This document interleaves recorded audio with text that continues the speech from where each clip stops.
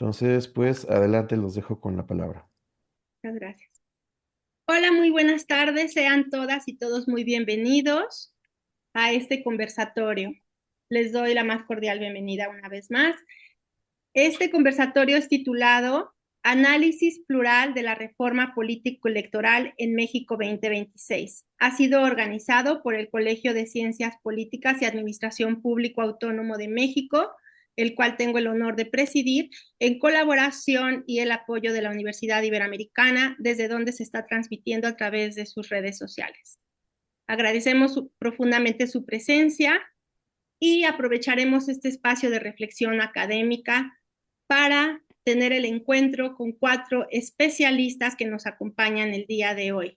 La sesión será coordinada por la Comisión de Democracia y Participación Ciudadana que encabeza nuestra colega Mónica Macías Well, maestra en Derecho y en Gobierno y Políticas Públicas por la Universidad Autónoma de San Luis, quien actualmente está cursando el doctorado en Ciencias Sociales y Políticas en la Universidad Iberoamericana. Ella es presidenta y fundadora de la Fundación Benemérita de Ponciano Arriaga Lejía. Es activista en materia de empoderamiento ciudadano desde 2015, periodista y columnista en medios de comunicación, como el periódico El Universal, San Luis Potosí y Cuadratín también en San Luis Potosí. Ha participado como ponente en foros nacionales e internacionales sobre democracia y materia electoral. Actualmente es consejera propietaria del Instituto Nacional Electoral de San Luis Potosí. Y como les comentaba, ella es la coordinadora del colegio que tengo el honor de presidir. Los panelistas que nos acompañan son de gran y reconocido prestigio. Empezamos con la doctora Marcela Ávila Egleton, licenciada en Ciencias Políticas y Administración Pública por la Universidad Iberoamericana. También es miembro del Colegio de Ciencias Políticas y Administración Pública Autónomo de México. Es maestra en Ciencias Sociales por Flaxo, México. Doctora en Ciencia Política por la Universidad Nacional Autónoma de México y postdoctora por la Universidad de Guanajuato.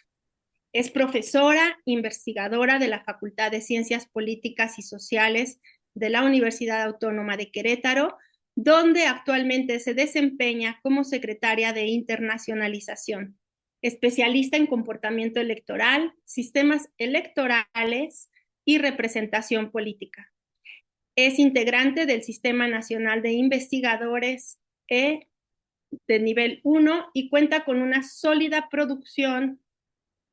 experiencia académica sobre elecciones en México y en América Latina.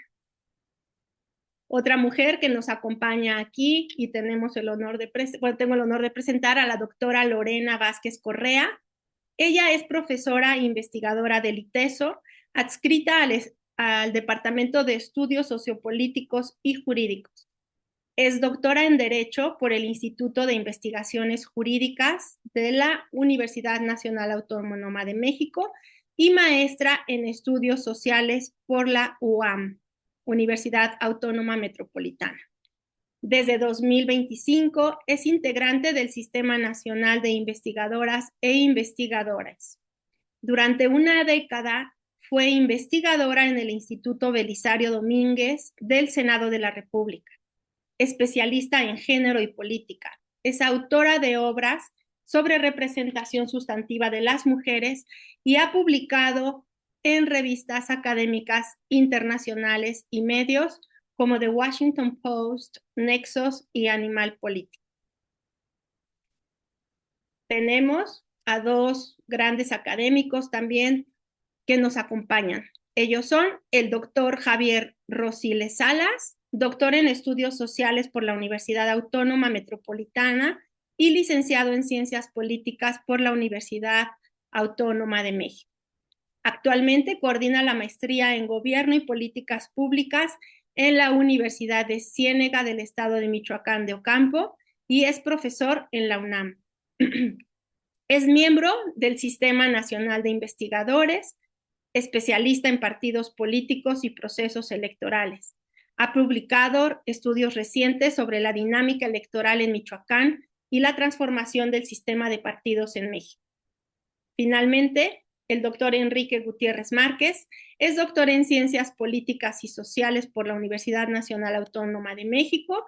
Actualmente es profesor, investigador y director del Departamento de Ciencias Sociales y Políticas de la Universidad Iberoamericana, aquí en la Ciudad de México, Campus Santa Fe. Sus líneas de investigación se centran en el desarrollo institucional de la ciencia política, el análisis de procesos electorales y el estudio del poder legislativo y los presupuestos públicos en México. Con este panel plural y altamente especializado, damos inicio a este diálogo académico, convencidos de que el análisis informado fortalece la deliberación democrática. Muchas gracias, sean todos bienvenidos y adelante, Mónica Macías, te doy la palabra para Muchas, que moderes este conversatorio. Adelante. muchas gracias, colega Mónica Martínez. También ella es una destacada politóloga egresada de la Universidad Iberoamericana. Y pues bueno, para mí es un honor estar con distinguidos académicos, colegas todos y todas que ya fueron presentados, justo para dar inicio a este diálogo informado, respetuoso de un tema tan importante que es la iniciativa de la reforma política electoral presentada el día de hoy por la presidenta de la República en México y dada a conocer en la mañanera, el espacio de información de la Presidencia de la República. Es por eso que este tema el día de hoy es de vital importancia que lo socialicemos con la comunidad que nos sigue a través de nuestras redes sociales, de la Universidad Iberoamericana y del Colegio de Ciencias Políticas y Administración Pública Autónomo de México, en el cual nos honra participar. Y pues bien, sin más preámbulo, damos inicio a la conversación entre los ponentes en este conversatorio titulado Análisis plural de la reforma política electoral en México 2026.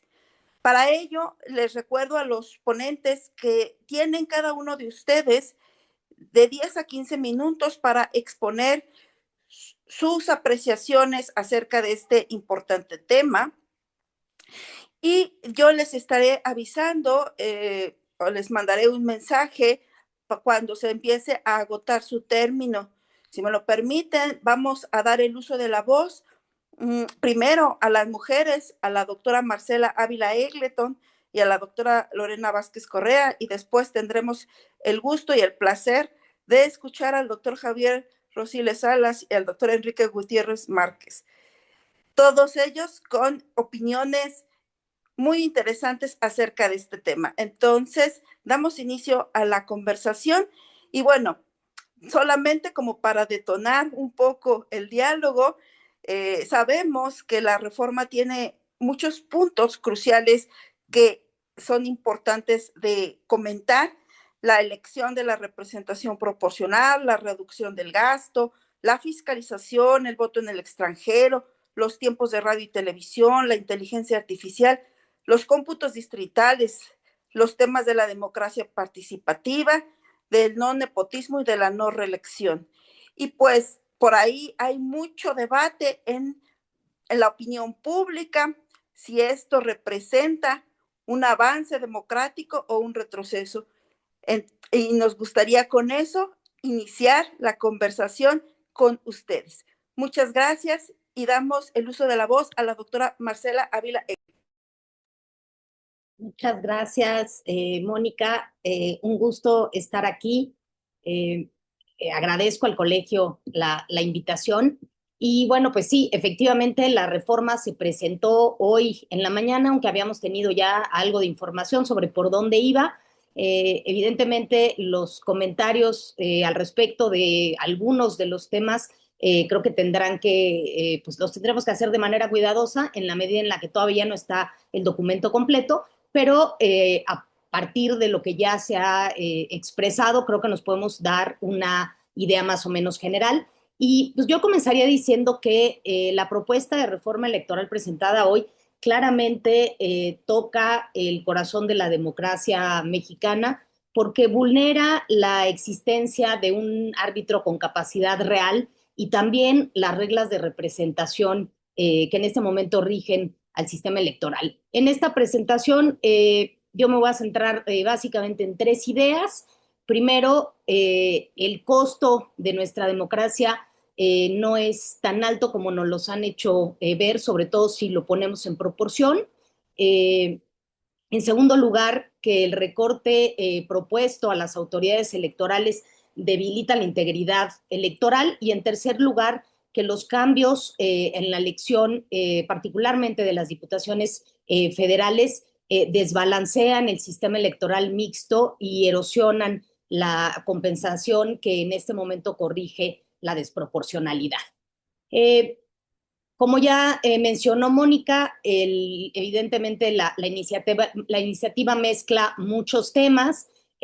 Por un lado, propone recortar 25% el costo electoral, incluyendo INE, OPLES, partidos, etcétera. El cambio en la integración de los 200 escaños de representación proporcional de la Cámara de Diputados, reduce tiempos en radio y televisión, plantea cambios en fiscalización y nos vende esta idea de que vamos a tener un ahorro importante, pero en realidad a mí me parece que el núcleo de la reforma claramente impacta en la autonomía y en las capacidades de representación. Les voy a presentar esta tabla muy rápido. En la primera columna son los 10.1 billones de pesos del presupuesto federal y bueno, el costo del Poder Legislativo en miles de millones, del Poder Judicial, el del Tribunal Electoral del Poder Judicial de la Federación y el INE, que en su conjunto suman estos 25.586 millones, que es el costo de nuestra democracia, y lo que cuesta los programas de bienestar, que son 557 mil millones de pesos. Yo lo leo con tres lentes: por habitante, por elector y como porcentaje del presupuesto. Y esto es clave porque creo que nos evita discusiones más emocionales, por decirlo de alguna forma.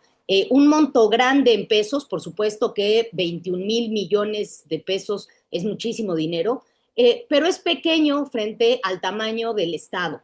Si queremos debatir seriamente, a mí me parece que tenemos que hablar de proporciones y de qué compra este gasto que se nos vende como monumental. A mí me parece que el costo de nuestra democracia en este momento nos garantiza certeza, equidad y paz postelectoral.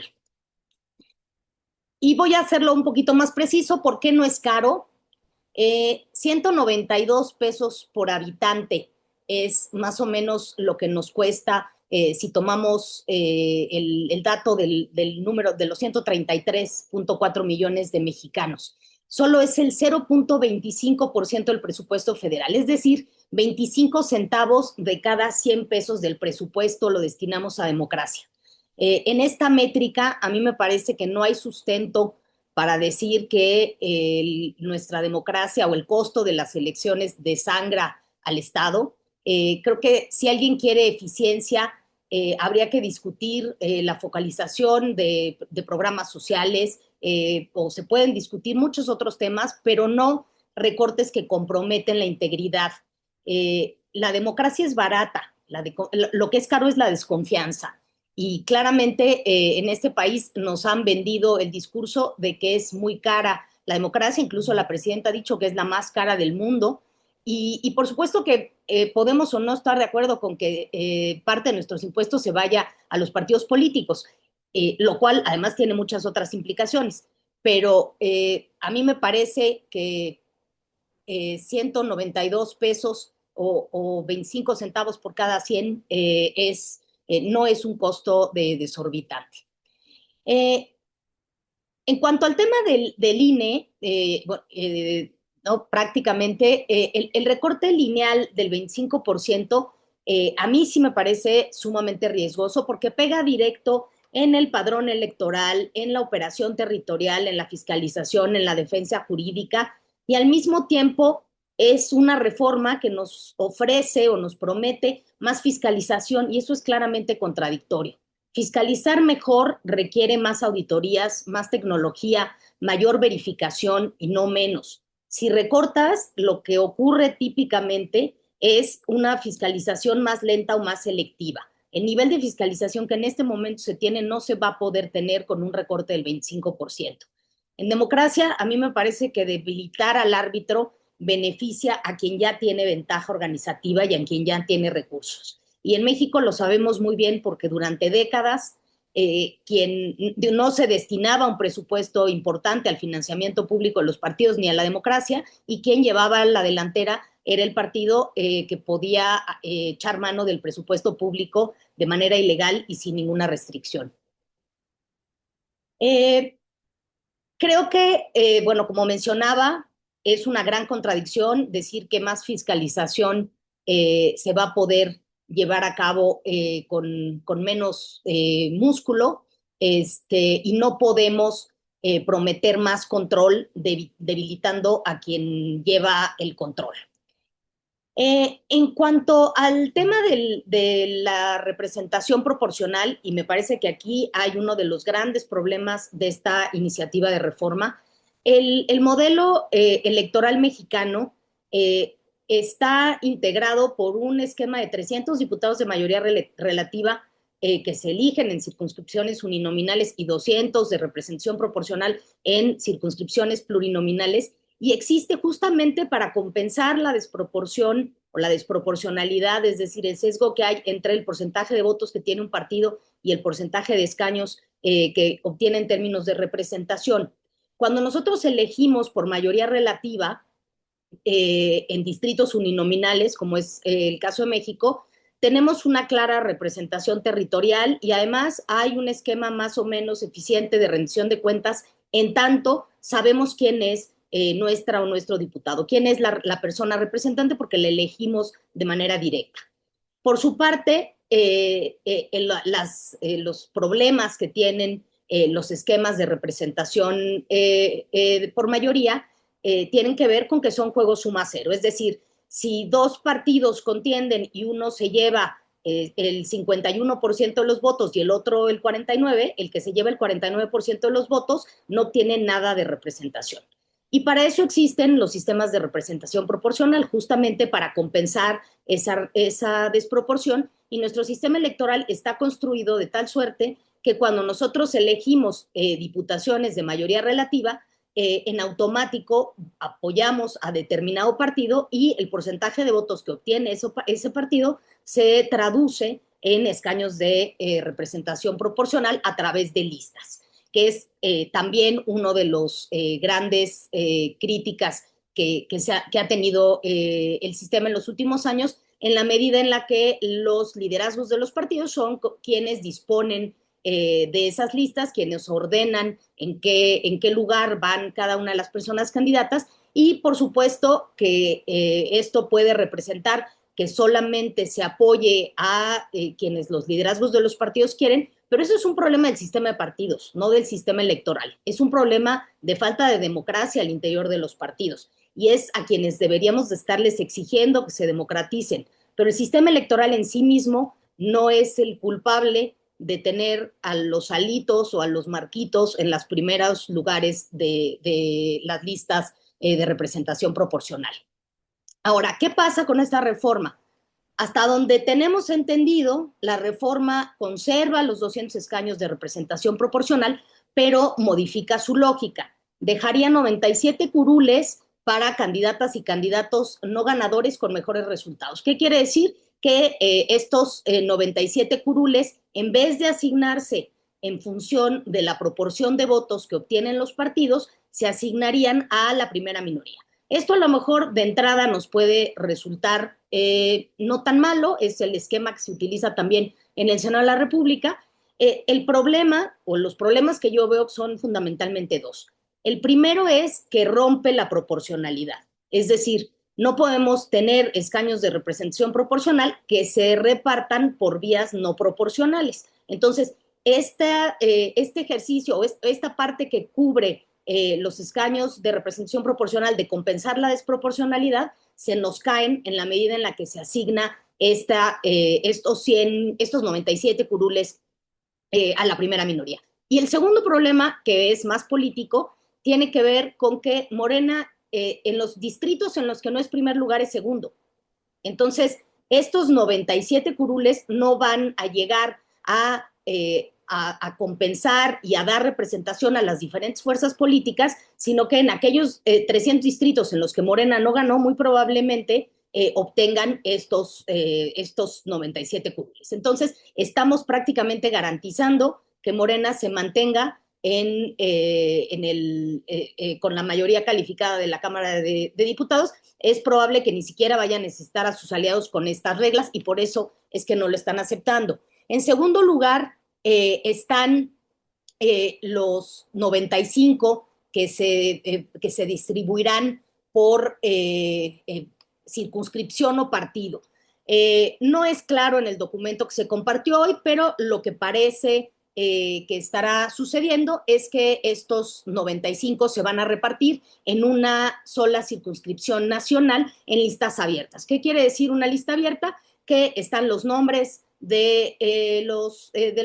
listas no bloqueadas. Están los nombres de las y los candidatos por partido y lo que estaríamos eligiendo nosotros es seleccionar un grupo de nombres y quienes resulten más votados de esos nombres serán quienes obtengan esos 95 escaños. ¿Cuál es el problema? Que aquí se abre la puerta para que se repita lo que pasó con la elección del Poder Judicial. Es decir, vamos a tener muy probablemente acordeones en los cuales se le diga a la gente quiénes son aquellos candidatos que en la lista no bloqueada, que aparentemente es más democrática, tiene que votar y entonces esos 95 escaños estarán repartidos muy probablemente también para aquellos simpatizantes de Morena. Estoy ya casi sobre el tiempo. Yo diría que esta reforma no es lo que necesita el país. ¿Por qué? Porque el diagnóstico de que nuestra democracia es carísima no se sostiene si lo medimos en proporciones y si además partimos de que el costo de nuestra democracia también tiene que ver con el costo de la desconfianza. En segundo lugar, porque el recorte debilita al árbitro y contradice esta promesa de fiscalización y porque además erosiona el mecanismo compensatorio de 300-200 y la lista abierta o no bloqueada claramente abre la puerta a un voto inducido a través de acordeón. Creo que la alternativa sería una eficiencia focalizada, el fortalecimiento técnico del control del dinero y una mucho mayor integridad. Creo que cualquier rediseño de representación tendría que dejar a un lado la simulación y además llevarse a cabo a través de un proceso de evaluación y de consenso multipartidista, como ha sucedido en todas las reformas electorales, porque además habría que decir que esta reforma por primera vez, por lo menos desde los años 70 del siglo pasado, es la primera reforma que propone el Poder Ejecutivo y que se lleva a cabo sin el consenso de la oposición. Muchísimas gracias. Muchas gracias, Marcela. Pues justo acabas de, con tu presentación, hablar de puntos muy relevantes. El recorte presupuestal debilita o no las instituciones políticas y democráticas, la distribución de la representación proporcional que se propone y pues esto nos abre el debate con los colegas y es el turno de la doctora Lorena Vázquez Correa para que nos comente. Gracias. Muchas gracias, Mónica, por la invitación y también por la organización de este foro. Voy a compartir mi pantalla.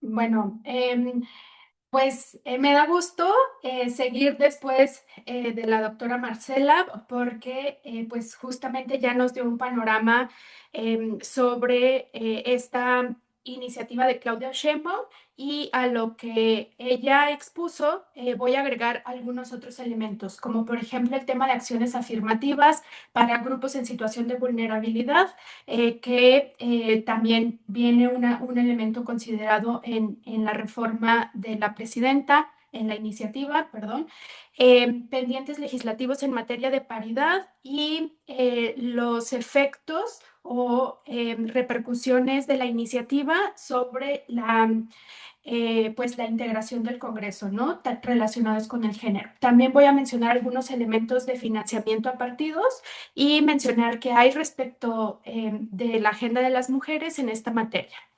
Entonces, primero que señalar, desde antes que se presentara esta iniciativa, pues se había señalado, o también hay otras iniciativas de legisladores desde hace tiempo, al menos desde 2021, que ellos plantean o hay una discusión respecto de cómo regular las acciones afirmativas para grupos en situación de vulnerabilidad. Y estos grupos que han sido beneficiados con acciones afirmativas no son solamente las personas mexicanas, migrantes o residentes en el extranjero, como señala la iniciativa de la doctora Claudia Sheinbaum, sino que hay otros grupos como las personas indígenas, afromexicanas, con discapacidad y de la diversidad sexual. ¿Y qué es lo que plantean estas iniciativas legislativas, no la de la presidenta? Las iniciativas legislativas que podemos encontrar en el Congreso plantean que sea el INE quien establezca el modelo de acciones afirmativas para garantizar la inclusión de grupos en situación de vulnerabilidad. Entonces, en el contexto de esta reforma electoral, es una oportunidad incluso pues que se agregue algo al respecto, que sea el INE quien tenga esta facultad. Y este cuadro que puse es la comparación del modelo del INE que implementó en 2024 y para compararlo con el que plantea la doctora Claudia Sheinbaum. Y el modelo del INE planteaba 5 candidaturas a diputaciones federales para personas mexicanas o residentes en el extranjero en las listas de RP, esas 5 de representación proporcional, y una para el Senado de la República, también por las listas de RP. Entonces, esto, digamos, ya va a ser un elemento a discutir respecto de lo que plantea la doctora Claudia Sheinbaum, que plantea no acciones afirmativas en candidaturas, sino que serían escaños reservados para este grupo exclusivamente. Entonces, de las 6 que había considerado el modelo del INE, 5 para la Cámara de Diputados y una para el Senado, pues se aumentaría el número, pero tampoco queda claro qué va a pasar con el Senado respecto de esas acciones afirmativas, es decir, si para el Senado no va a aplicar y entonces ahí ya empezamos con un primer retroceso. Y menciono esto de retroceso respecto de la pregunta que nos había hecho Mónica, si veíamos avances, si veíamos retrocesos. Entonces, otro aspecto es sobre la integración del Congreso.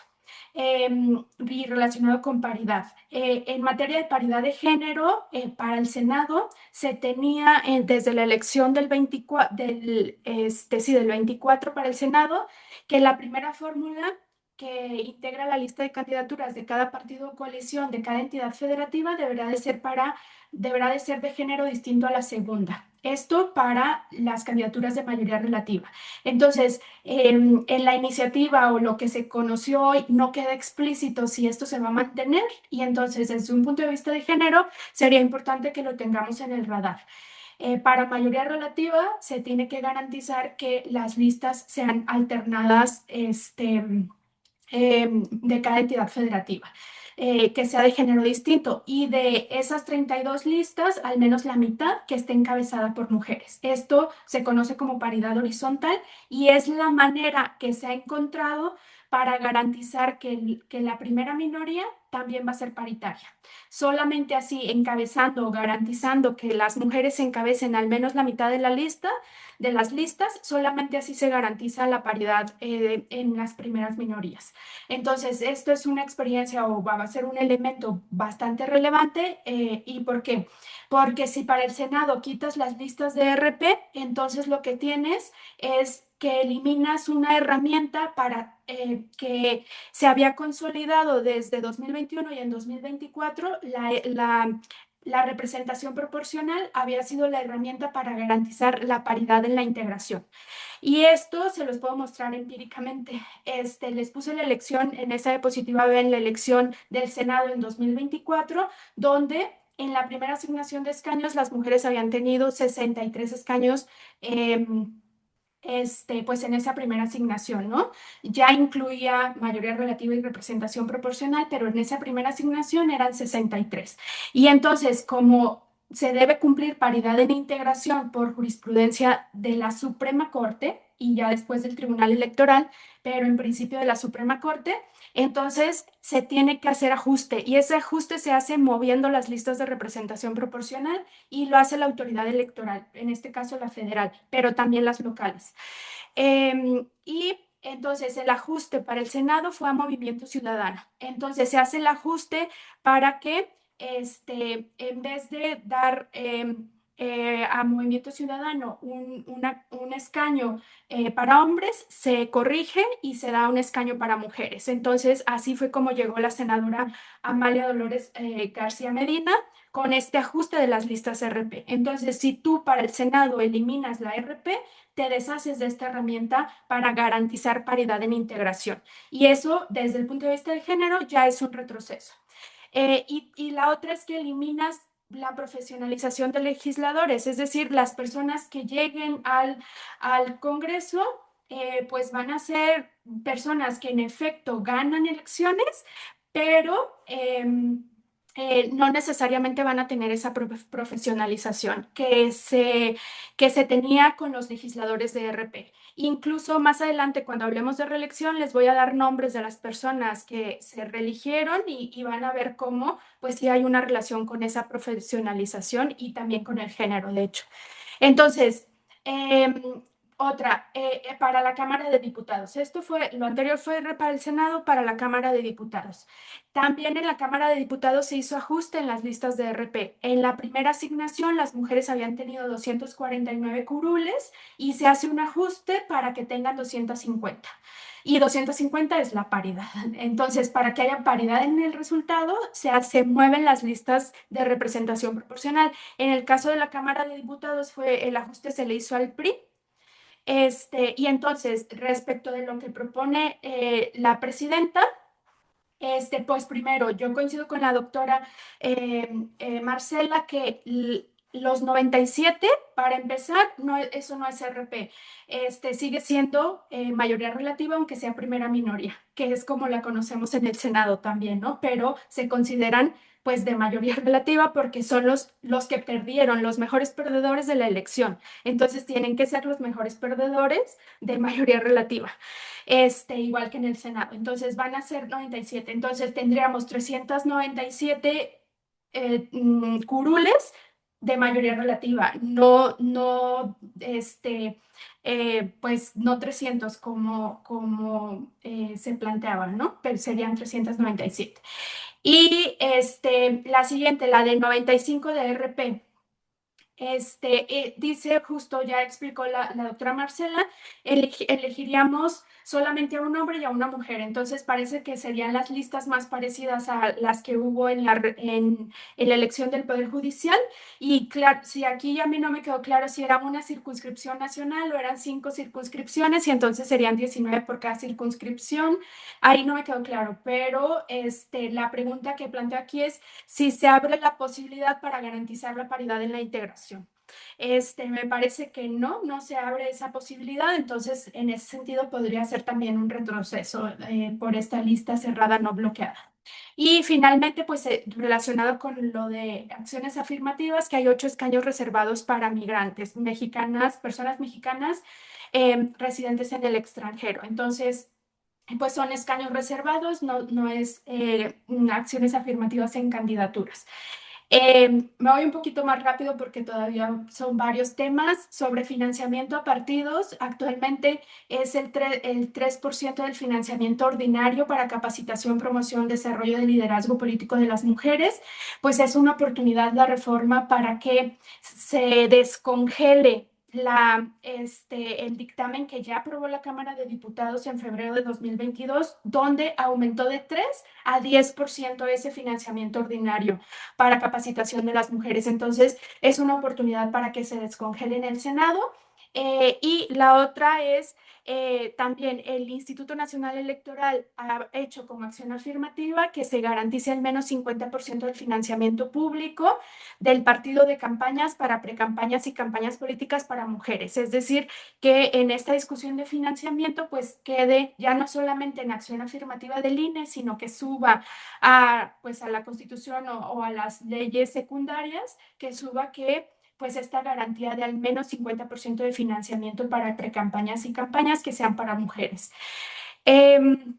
Luego, ¿qué otros pendientes legislativos hay? Pues hay omisión legislativa para regular paridad en gubernaturas, para regular paridad en la presidencia de la República, que hay sentencias que señalan que el Congreso tiene que hacerlo. ¿Y esto por qué lo comienzo a mencionar? Pues lo menciono porque por ejemplo, el tema de paridad en gubernaturas había tenido como efecto que unos ganadores era la cúpula partidista a nivel nacional, en detrimento de la cúpula partidista a nivel estatal. Entonces, aquí podemos ver, pues justamente, quiénes son ganadores y perdedores en esta discusión de la reforma y pues una de las cosas que a mí me parece es que esta reforma sí, pues podría verse desde un punto de vista en contra de las cúpulas partidistas, lo podemos discutir aquí, qué tanto, por supuesto, pero pues este tema de quién se queda con el nombramiento de las gubernaturas, de las candidaturas a gubernaturas, pues sí debe siendo un campo en disputa o ver si todavía se le queda a las cúpulas nacionales. Entonces, otro pendiente desde un punto de vista de género es que no hay sanciones cuando no se cumple con la paridad en gabinetes y no es claro qué autoridad es responsable de hacer valer ese cumplimiento. Entonces, la iniciativa de la presidenta no menciona nada al respecto, pero pues en la discusión legislativa podría pues entrar estos temas. También sobre tiempos de radio y televisión, garantizar la no discriminación en razón de género en la distribución de estos tiempos, que eso ya está en la Ley General de Partidos Políticos, y pues vigilar que se mantenga. Sobre la regulación de la IA con perspectiva de género, pues también es importante porque se ha mostrado que la violencia digital ha aumentado la ciberviolencia muchísimo en los últimos años. Entonces, pues esta violencia digital tiene impactos psicológicos, sociales, de salud, y se ha identificado que pues se lleva luego esta violencia del ciberespacio, se lleva a otras violencias como la violencia sexual y violencia física fuera de este espacio virtual. Además, hay una impunidad generalizada que es constante. Y pues si se va a abordar este tema de la regulación de la IA, pues es importante que se haga con perspectiva de género. Sobre la no reelección, me quedan unos minutitos, pero sobre la no reelección me gustaría señalar qué sucedió en 2024. Bueno, por ejemplo, en el Senado de la República fueron reelectos 24 legisladores, de los cuales 11 fueron hombres y 13 fueron mujeres, es decir, la reelección sí favoreció a las mujeres. El partido en el que más mujeres ganaron la reelección fue Morena, con 9 legisladoras, seguido del PAN con 2, el PRI y el PT con 1 legisladora. Y destacan casos como, por ejemplo, bueno, Citlali Hernández, para empezar, no está ejerciendo ahorita como senadora, pero pues tiene ese cargo, es senadora reelecta. Marta Lucía Mitchell, que es la presidenta de la Comisión para la Igualdad de Género, es senadora reelecta y además continuó siendo la presidenta de la mesa, perdón, de la Comisión para la Igualdad de Género. Entonces ahí vemos cómo un perfil pues se profesionaliza en esta materia y eso también es relevante. Y también señalar que en 2018 estos perfiles habían sido postulados por mayoría relativa y en 2024 los partidos las propusieron por representación proporcional. Pues este ascenso favoreció más a las mujeres. De hecho, solamente un hombre ascendió de mayoría relativa a representación proporcional, que fue José Clemente Castañeda. Y esto sugiere que los partidos premiaron con la reelección a más mujeres que a hombres, al menos en el Senado de la República. Lili Telles también se religió, aunque sabemos que fueron por partidos diferentes. En 2018 había sido electa por Morena, en 2020 se pasó al PAN y el PAN fue el que la postuló. Y también está el caso de Sacil de León, que era coordinadora del grupo parlamentario del PES y Morena la postuló en 2024. Entonces, hay varias senadoras reelectas que fueron postuladas por el mismo principio de elección que en 2018. Aquí pongo los nombres, pero bueno, señalar ya en el último minuto que me queda, pues señalar también que respecto del nepotismo, del no nepotismo, pues también se cruza con el tema de paridad. Porque pues la paridad ha sido una herramienta para algunas cúpulas para mantenerse de alguna manera en el poder, ¿no? Teníamos el caso de Evelyn Salgado en Guerrero y Félix Salgado, macedonio, que no se quedó con la candidatura y pasó a la hija. Pues el caso de San Luis Potosí, que fue recientemente pues, visibilizado, donde también pues se señalaba que tenía hasta nombre esa ley, ¿no? La ley esposa por la pareja Ricardo Gallardo y Ruth González. Lo mismo para el caso de Nuevo León, pero señalar que algunos estados como Hidalgo y Estado de México han regulado paridad en gubernaturas y han precisamente propuesto la alternancia, que tienen que postular del género distinto en las gubernaturas. Entonces, pues eso para tenerlo en el radar. ¿Y cuáles son las conclusiones? Pues que los avances de la agenda de género siempre están en riesgo y más si está abierta una discusión de reforma electoral. El ejemplo es la reforma del Plan B, en la que sí hubo retrocesos y de hecho los retrocesos se dieron en el Senado de la República. Y que la eliminación de RP en el Senado sí daría como resultado legislaturas no paritarias. Ya vimos los ejemplos donde en las primeras asignaciones no había paridad y se tenía que corregir con las listas de RP. Y preguntar si ahora que, pues justo como dice la presidenta, pues los candidatos tienen que buscar el voto para sí mismos en vez de para el partido, si esto cambia la lógica al interior de los partidos y si esta es una reforma contra las cúpulas partidistas. Y finalmente, pues decir que es una oportunidad esta reforma para consolidar la democracia paritaria e incluyente en ambientes libres de violencia. Entonces, pues esperemos que la discusión legislativa pues sea referente en ese sentido. Muchas gracias, doctora Lorena Vázquez Correa, especialista en temas político-electorales en materia de género y paridad. Y justo eso es lo que usted ha aportado a este diálogo, a esta discusión, de las consideraciones que usted nos acaba de vertir con datos duros, con investigación que usted ha realizado respecto de lo que usted considera retrocesos de la iniciativa en materia de género, en materia de paridad. Y ahora, con todo esto, es el turno del doctor Javier Rosiles Salas, que antes de darle el uso de la voz, quiero hacer una mención que él también forma parte de la Asociación Mexicana de Ciencias Políticas y que también la AMECIP, la Asociación Mexicana de Ciencias Políticas, colaboró con este evento para su difusión, a lo cual estamos muy agradecidos porque también algunos de nosotros formamos parte de la misma. Y pues, sin más preámbulo, doctor Javier Rosiles, amigo, pues te lo han dejado duras nuestras colegas, ¿verdad? Se afecta con esta iniciativa la integridad electoral de las instituciones democráticas de nuestro país. ¿Hay retrocesos? ¿Hay avances? Coméntanos. Muy bien, estimada Mónica. Pues sí, desde luego, siempre Marcela y Lorena. Yo cuando vi, sí, me preocupó un poco porque ya sabía que iban a presentar todos estos detalles, ¿no? Y uno apenas ahí revisando lo que dijo la presidenta en la mañana, ¿no? Entonces, no, pues siempre un placer, desde luego, estar con Marcela, con Lorena y desde luego, pues con Enrique, ¿no? Y desde luego contigo, Mónica, y pues ahora que tengo la oportunidad también con tu tocaya Mónica y de este colegio, pues la verdad es que sí, se agradece mucho espacios como estos, ¿no? Y más que pues, en las redes están comentando, ¿no? Que a bote pronto la estamos analizando, pues bueno, hay que decir que, pues sí, en algún sentido a bote pronto, pero hay que decir y los colegas no me dejarán mentir que ya teníamos alguna información, digamos, es decir, no es que nos sorprenda de pronto lo que presenta la presidenta Claudia Sheinbaum.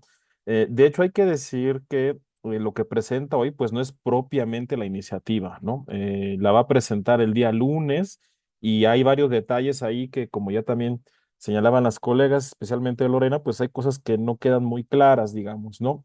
Y habrá que revisar el documento final, pero sí me parece que los trazos generales, pues sí están ahí, ¿no? Y dicho eso, a mí me parece que sí hay que revisar de varias escalas, si me permiten. Yo quisiera destacar dos temas, un tema de las escalas y un tema de las narrativas. En lo que refiere al tema de las escalas, pues es evidente que hay un primer plano donde hay una discusión de tipo, pues claramente muy político, que tiene que ver, por ejemplo, con la reducción de 32 escaños en el Senado, por ejemplo, ¿no? También tiene que ver con este cambio, es decir, la presidenta en la mañana insistía mucho en que iba a ser la misma fórmula, ¿no? En que se iba a aplicar la misma fórmula para distribuir a los DRP en la Cámara de Diputados, pero claramente sí hay un trastocamiento, digamos, de la lista electoral, es decir, sí cambia la lógica de la lucha electoral y pues obviamente eso es un cambio importante, ¿no? Eso es un nivel, me parece. Y otro nivel, que ese nivel creo que no está tan resuelto en lo que nos presenta la presidenta, es, y bien, cómo vamos a operar esto, digamos, ¿no?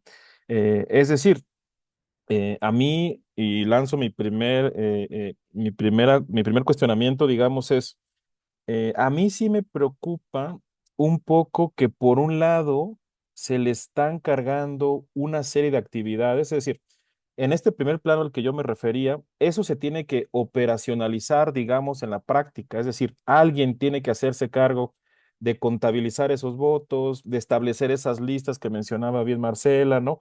Alguien tiene que operar eso para que el ciudadano lo pueda decidir, ¿no? Y entonces, una de mis preocupaciones que creo que deberíamos de ponerle ahí atención es que la reforma implica una gran presión sobre el INE y los soples, ¿no? ¿Por qué? Porque les vamos a reducir el presupuesto. Y la información que tenemos es que también vamos a reducir la estructura. Desde luego puedo equivocarme porque no tengo el documento, pero la información que tenemos con algunas fuentes que amablemente nos han comentado, se está pensando, por ejemplo, en cuestiones como que las juntas distritales pues sean no permanentes, ¿no? Entonces, obviamente, eso va a tener una presión distinta. Entonces, por un lado tenemos los institutos, el Instituto Nacional y los soples que van a sufrir una presión. ¿Por qué? Porque van a tener menos presupuesto, van a tener menos estructura, pero van a tener más tareas. Por ejemplo, suena bien el tema de las consultas, el tema de los plebiscitos, pero eso implica, pues, evidentemente, todo un aparato organizacional, ¿no? Y quienes hemos trabajado, y creo que aquí todos lo hemos hecho en alguna otra manera, en un proceso electoral, entendemos la dificultad que tiene ya en la práctica. Es decir, en el primer plano está bien, reducimos, ampliamos y todo, pero en la parte operativa sí me parece que hay un poco, yo diré, no sé si descuido, pero algo está pasando ahí porque sí me parece que hay una presión, yo diría incluso innecesaria, ¿no? Entonces, bueno, les estamos exigiendo más a los organismos, ¿no? Al mismo tiempo que les estamos reduciendo estructura y les estamos reduciendo presupuesto. Entonces, ahí tengo, digamos, un primer planteamiento, ¿no? Un segundo planteamiento, decía yo, es el de la narrativa. Esa es la parte que a mí me preocupa un poco y creo que hay que irla revisando, digamos, ¿no? Entonces, en este espacio plural, como en los que acostumbramos a estar todos los colegas que nos han invitado hoy, pues evidentemente no tenemos en principio pues una posición partidista, ¿no? Y si la tenemos, pues la reservamos un poco y lo que nos interesa es empezar a plantear, digamos, los análisis, ¿no? Dicho eso, a mí me llama la atención, yo estuve buscando de qué manera el oficialismo iba, digamos, a comunicar esta iniciativa, ¿no? Y es muy interesante cómo la está comunicando. Fíjense ustedes, si ustedes revisan la página del Gobierno de México, la comunica, no voy a decir todo, pero por ejemplo, elimina listas plurinominales, reduce el gasto en 25%, ¿no? Voto en el extranjero, no reelección, no nepotismo, elimina el PREP, ¿no? Entonces, a mí me parece que yo no alcanzo a notar, digamos, con esta reforma qué vamos a resolver, ¿no? digamos, todas las reformas electorales traían más o menos pues una lógica, ¿no?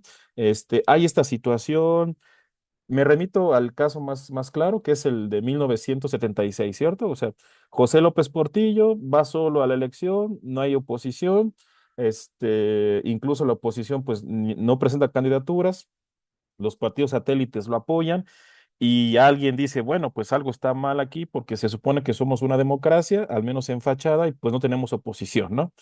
Y se genera, pues, como ustedes bien lo saben, en el 77 la famosa reforma de López Portillo. Yo para esta sesión estaba revisando la exposición de motivos y me preocupé bastante porque resulta que tengo que calificar a López Portillo de demócrata, imagínense, ¿no? Este, porque la exposición de motivos del 77 en las postrimerías del partido hegemónico del PRI, ¿no? Lo que dice ahí José López Portillo, palabras más, palabras menos, no estoy recitándolo, solamente usted lo puede ahí revisar, es que es necesario, dice ahí, pues un modelo pluripartidista que fomente una mayor pluralidad y que fomente la participación y la representación de las minorías, ¿no?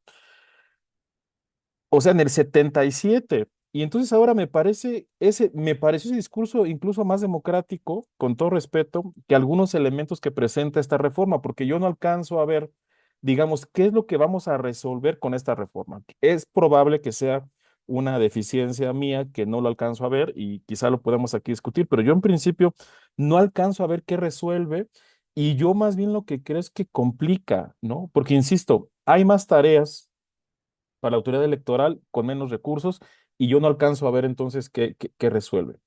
Ahora, yo quisiera llamar la atención sobre un hecho muy importante que creo que eso nos da un poco la perspectiva de dónde mirar, ¿no? Esta reforma, primero, nace con retraso, ¿cierto? Es decir, la presidenta Claudia Sheinbaum había dicho que la iba a presentar a mediados de enero. Después, pues no fue en enero, y ahorita estamos al final de febrero, y ojo, oficialmente no la ha presentado, es decir, la comunicó, no sé si me voy a entender con la diferencia, la comunicó, pero no la ha presentado. Es decir, está esperando, hay un margen todavía de negociación con los partidos oficialistas que en esta ocasión no la están apoyando, ¿no? Entonces, a mí me parece que ese contexto en el que están haciendo es bien interesante y es muy importante. Hoy cuando la presenta, la presidenta por primera vez dice que es probable que no se apruebe y ella dice que eso no implicará un fracaso, ¿no? A mí se me hace muy interesante ver cómo la presidenta con mayorías calificadas en el Congreso está dándonos la indicación o la señal o nos está advirtiendo para que no nos sorprenda que es probable que no se apruebe, ¿no? A mí ese elemento me llama la atención. Eso es, yo qué recupero de este no apoyo del Partido Verde y del PT, pues me parece que los dos partidos nos dicen a dónde mirar. Y nos dicen a dónde mirar primero en los plurinominales y en el presupuesto de los partidos, ¿no? Es decir, a mí me da la sensación de que el recorte del presupuesto a los partidos políticos a lo mejor sí es una buena idea, porque estos partidos políticos pequeños que pues bueno, siempre han vivido del presupuesto, ¿no? Pues obviamente no están aceptando que se les recorte, ¿no? Eso me parece que es interesante. Y el otro tema tiene que ver con los plurinominales, ¿no? El Partido Verde, el PT, pues con todo respeto, pues han sobrevivido gracias a estas figuras, ¿no? Entonces, algo nos dice que ahí, pudiéramos estar, digamos, en lo correcto, digamos, pues para evitar este tipo de partidos políticos que han funcionado, pues de manera muy clara como franquicias, ¿no? Pero entonces, cuando uno revisa el argumento de la presidenta Sheinbaum, ella dice que ella se va con las encuestas, eso está muy claro, ¿no? Las encuestas, no sé ustedes, colegas, cómo las han revisado, pero sí mucha gente está en contra de los plurinominales. A mí me da la impresión de que efectivamente es una figura que sea un poco ahí, pues pervertido, ¿no? Y la gente a veces creo que no tiene el conocimiento pleno de la figura, pero ciertamente está en contra, ¿no? Y entonces el argumento de la presidenta es que hay que quitarlos porque estos candidatos no van a territorio, ¿no? Entonces, la pregunta es si vamos a hacer una reforma solamente para que las candidaturas vayan al territorio. yo creo que eso es un argumento bastante poco sólido, digamos, ¿no? Es decir, a mí me parece que eso no resuelve algo puntualmente, ¿no? ¿Y por qué? Porque de este argumento, la presidenta ha dicho que han sido las dirigencias nacionales quienes se han apropiado de las listas. Y aquí Marcela lo dice perfectamente. Hay que saber distinguir el sistema electoral del sistema de partidos.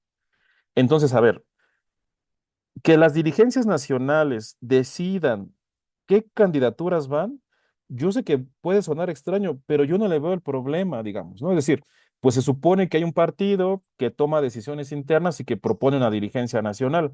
Ahora, si están saliendo los alitos morenos y perfiles como un poco extraños, pues a lo mejor lo que tendríamos que hacer es reformar la vida partidaria, es decir, a lo mejor tratar de influir en este hecho que muchos colegas han dicho sobre la democracia interna de los partidos. Pero ojo, esta reforma de ninguna manera va a trastocar la vida interna en términos de democracia de los partidos políticos. Porque si bien ahora los propios dirigentes se ponen en las listas, pues ahora claramente uno lo puede augurar. ¿Qué va a pasar? Pues todo el aparato, toda la estructura y toda la movilización, pues se va a ir para aquellas candidaturas que las dirigencias quieran. O sea, yo no le veo ahí, la verdad, que se resuelva un problema. Es decir, si yo soy el dirigente nacional y me quiero colocar como candidato, pues voy a buscar mi distrito y voy a cargar todo el aparato para poder ganar al menos el segundo lugar y pues quedar ahí como candidato. Entonces, sí me preocupa un poco entonces que yo no encuentro una relación causal, digamos, en lo que se está proponiendo y lo que se supone que se quiere resolver. Es decir, por mí, si los candidatos no van al territorio, no es realmente un problema y voy a decir por qué. Porque con esto estamos garantizando, evidentemente, que las candidaturas más populares accedan al Congreso. Pero hay que preguntarnos si las candidaturas populares, pues, son los mejores para esos cargos, ¿no? Entonces, me parece a mí que incluso hay un riesgo que habría que tomar en cuenta, ¿no? Entonces, bueno, para ir cerrando, porque se me acaba el tiempo, yo sí quisiera llamar la atención sobre el tema de los plurinominales, ¿no? Yo sí veo como una situación que hay que atender la desaparición de 32 senadurías de RP. Yo no concuerdo ahí con Cuauhtémoc Cárdenas de que sobran, ¿no? Me parece a mí que tienen una función y que permitía que algunos partidos políticos que de otra manera no podían acceder, porque hay que recordar que para entrar al Senado por mayoría o por primera minoría, pues tendrías que ser por lo menos segundo lugar, ¿no? Y eso muchos partidos pues no lo van a poder hacer. Entonces, no es que a mí en lo individual o en lo particular me guste algunos partidos, ¿no? Opositores, pero yo pienso que es buena idea que estén ahí presentes. Además, este modelo, y no hay que olvidarlo, este modelo nos dio un Senado que complicó muchísimo la aprobación, la configuración de una mayoría calificada para Morena. Es decir, algo tenía este mecanismo que estaba resultando interesante, pues para oponerse a un partido que aspira a ser predominante, ¿no?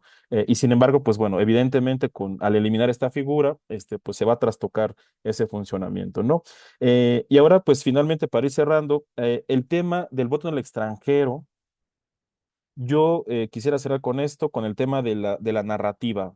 Yo creo que suena bastante bien el tener 8 diputaciones para los migrantes, pero ojo, espero que no me vayan ahí a funar, como dicen mis hijos, pero la verdad es que la gente en el extranjero no está muy interesada en votar. ¿Se han dado cuenta de eso? O sea, yo conozco muchos colegas que han estudiado voto en el extranjero y les encanta y yo no los juzgo, hacen trabajos muy interesantes.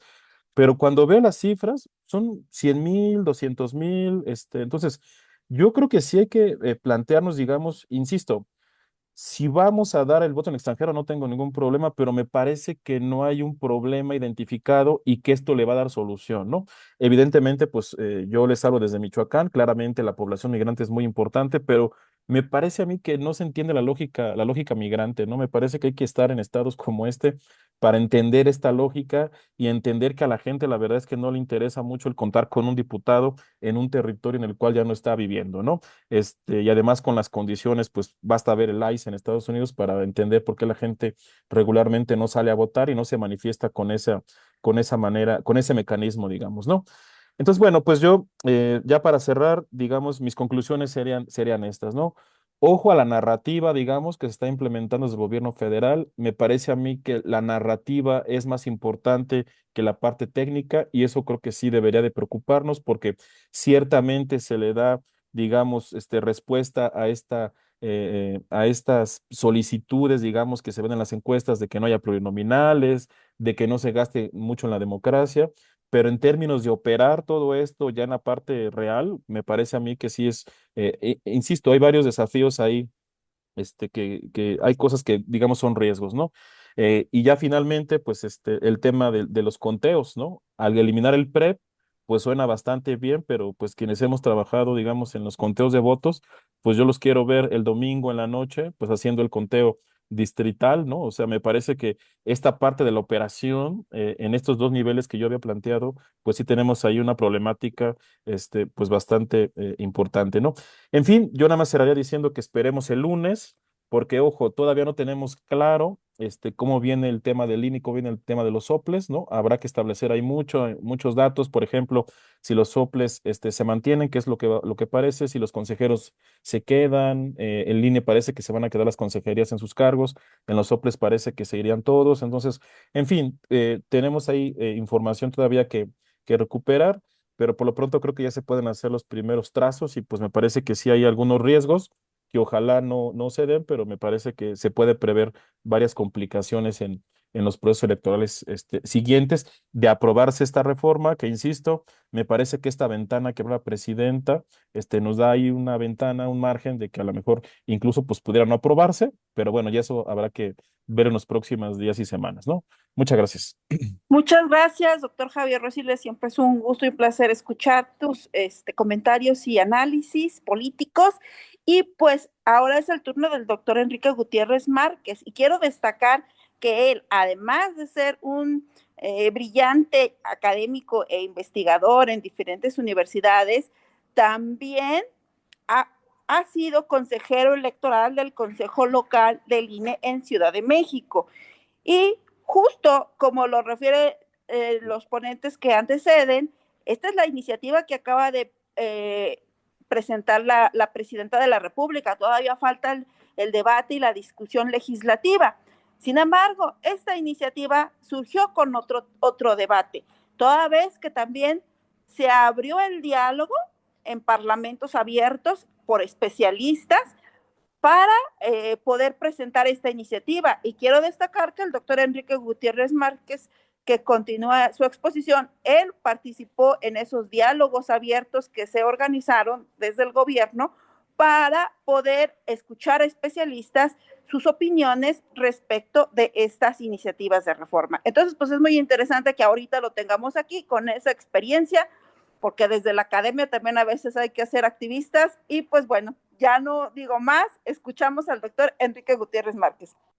Gracias, Mónica. Nada más confírmame que sí se vea la presentación porque no sé qué pasó con mi pantalla y no sé si se está viendo la presentación. Sí, se ve. Okay. Perfecto. Bueno, pues agradecerles a todos y todas este espacio, en primera instancia al Colegio de Ciencias Políticas y Administración Pública Autónomo de México, a la Ibero por este espacio y por supuesto a las dos entusiastas organizadoras, Mónica Martínez, a quien ya tengo el gusto de conocer en diferentes eventos, y Mónica Macías, que es además estudiante de nuestro doctorado ahí en la Ibero y una entusiasta de los temas electorales y además es colega, consejera local del INE en San Luis Potosí. Y bueno, pues obviamente un gusto estar con las colegas Marcela Ávila, Lorena Vázquez y por supuesto también con Javier Rosiles. Siempre es un gusto coincidir con ustedes y bueno, pues a las personas que nos acompañan en este espacio, siempre también es un gusto compartir y dialogar. Y qué bueno que le pusieron análisis plural, Mónica. Creo que voy a ser amplia minoría en este espacio, pero me parece que está bien. Yo creo que es interesante escucharnos y plantear como ideas distintas para poder ampliar incluso nuestros criterios. Por cierto, Mónica Martínez, no soy director del departamento. Se va a enojar Roger Magazine, que es el director. Que ya me lo movieron. No, Entonces, fui director hace ya muchos años, afortunadamente ya soy un académico feliz que no tiene ese tipo de responsabilidades, a diferencia de los colegas que están aquí que sí tienen estas responsabilidades, pero no, soy un colega feliz que ahora hace muchas cosas dentro de la academia. Pero bueno, coincido empiezo con este tema que planteaba Javier al último y que creo que es muy importante referir. Bueno, ¿quién sabe qué va a pasar con esta reforma? Pareciera ser que, como dice Javier, la propia presidenta se está curando en salud y dice, bueno, a lo mejor y no pasa, ¿eh? Entonces, creo que ese dato es interesante porque finalmente sí es cierto, habrá que esperar, habrá que ver cómo viene el texto constitucional, la propuesta de reforma en la Ley General de Instituciones y Procedimientos Electorales y a ver cómo pueden armonizar muchos de estos elementos que yo creo que están bosquejados, que están semblanteados, pero que yo coincido con las personas que me han antecedido en el uso de la voz, tanto Lorena como Marcela y el propio Javier, en el sentido de plantear, bueno, pues habrá que ver cómo viene esa reforma ya en términos concretos, porque no sabemos si va a llegar a buen puerto o no.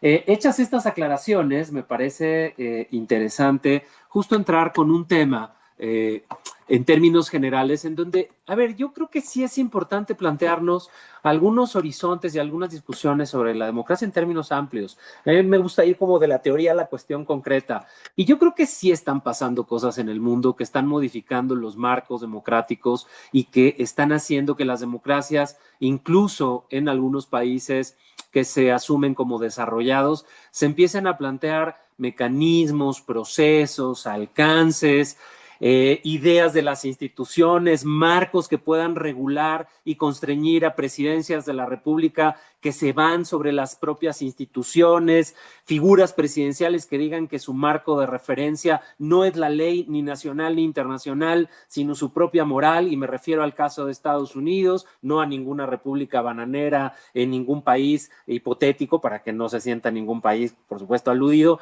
Y creo que eso es importante en términos generales, porque nos plantea que algo está pasando con las democracias y, por supuesto, la nuestra no es excepción. Y eso, un poco lo decía Javier, y yo creo que lo plantea muy bien, ha sido producto, en el caso del país, de un conjunto de reformas políticas. De pronto, cuando se habla de las reformas políticas en México, es como si se hablara de una lógica, a lo mejor de gente que trabaja en la NASA y que hace cosas muy raras y extrañas y no sé qué.